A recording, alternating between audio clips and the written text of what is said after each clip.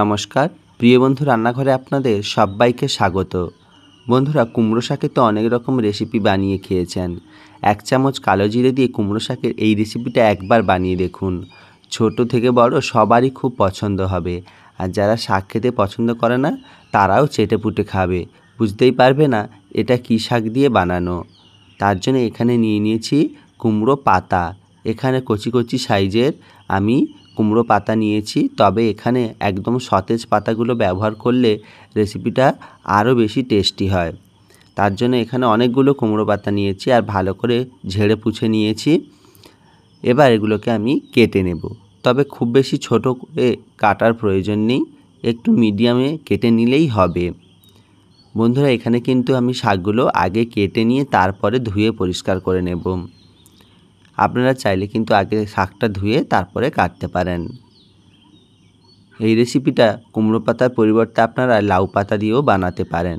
খুবই সহজ, বাড়িতে থাকা বেশ কয়েকটা উপকরণ দিয়েই কিন্তু এটা তৈরি করতে পারবেন, আর সময়ও লাগে খুবই কম। শাকগুলো কাটা হয়ে গেছে।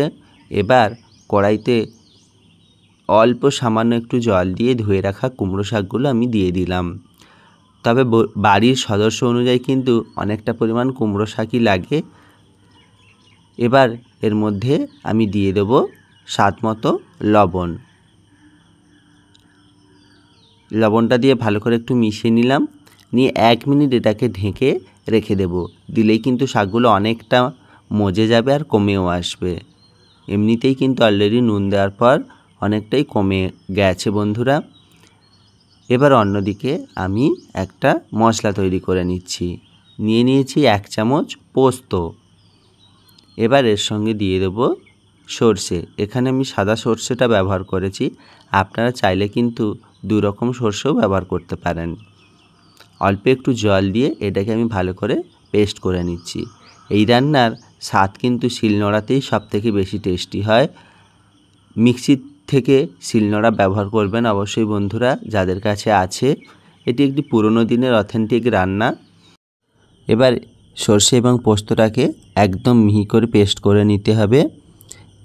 দেখুন, আমি কিন্তু এখানে একদম মিহি করেই পেস্ট করে নিচ্ছি, যতটা সম্ভব করা যায়। খুব বেশি জল দিয়ে এটাকে পেস্ট করতে হবে না। যাদের কাছে শিলনোড়া নেই তারা কিন্তু মিক্সিতেও এটা পেস্ট করে নিতে পারেন। আমার কিন্তু সর্ষে এবং পোস্তটা একদমই পেস্ট করা হয়ে গেছে। এবার অন্যদিকে আমি শাকটা যে সেদ্ধ করতে দিয়েছিলাম সেটা দেখুন কতটা কমে গিয়েছে। এবার এটাকে ভালো করে একটু নেড়ে চেড়ে নিলাম। আর শাকের মধ্যে যদি জল থাকে তাহলে জলটা কিন্তু খুব ভালো করে শাকেতেই শুকিয়ে নিতে হবে, কারণ খুব বেশি জল থাকলে এটা অনেকটাই পাতলা হয়ে যাবে। এবার জলটা শুকিয়ে নিয়ে আমি শাকগুলো নামিয়ে নিয়েছি। এবার ওই একই কড়াইতে দিয়ে দিলাম 2 চামচ সর্ষের তেল। এই রেসিপিটা কিন্তু অবশ্যই সর্ষের তেলে বানাবেন, না হলে কিন্তু সেই স্বাদ এবং গন্ধটা আসবে না। তেলটা খুব ভালো করে গরম করে নিয়েছি। এবার এর মধ্যে আমি দিয়ে দিলাম 1 চামচ কালো জিরে। এবার দিয়ে দিলাম কয়েকটা কাঁচা লঙ্কা ও একটা শুকনো লঙ্কা। ঝালটা আপনারা আপনাদের পছন্দ মতো করে ব্যবহার করতে পারেন। দিয়ে দিলাম বেশ কয়েকটা রসুন।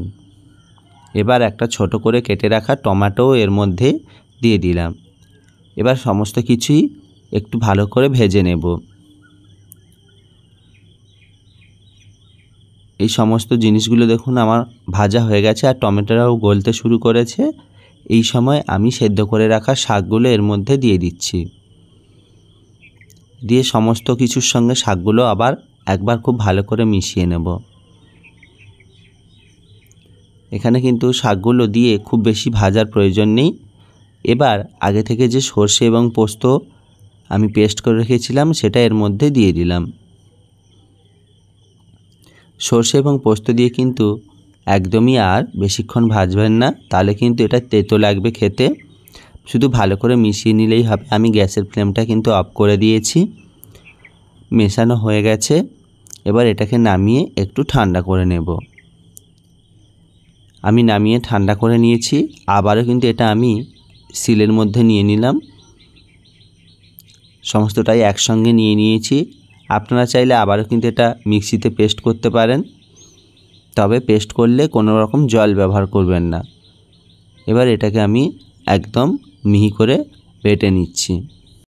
যারা এখনও পর্যন্ত আমার এই রেসিপিটা দেখছেন তাদের অসংখ্য ধন্যবাদ। যদি ভিডিওটা ভালো লেগে থাকে অবশ্যই লাইক, কমেন্ট, শেয়ার করবেন। আর নতুন নতুন এইরকম ভিডিও পেতে অবশ্যই চ্যানেলটা সাবস্ক্রাইব করবেন। এখানে আমার কিন্তু এই সমস্ত উপকরণগুলো দেখুন আমি মিহি করে একদম বেটে নিয়েছি। আর রঙটা এত সুন্দর হয়েছে। আর এই রেসিপিটা খেয়ে কিন্তু সবাই অনুরোধ করবে আরেকবার বানানোর জন্য। গরম ভাতে এই রেসিপিটা দিয়ে কিন্তু এক থালা ভাত নিমেষেই খাওয়া হয়ে যাবে। আর খাওয়ার সময় আপনি অন্য কোনো রেসিপি আর পছন্দই করবেন না। এবার ওপর থেকে অল্প একটু সর্ষের তেল আমি দিয়ে দিলাম, দিয়ে এটাকে খুব ভালো করে মেখে নিলাম। প্রস্তুত আজকের আমার কুমড়ো পাতা বাটা।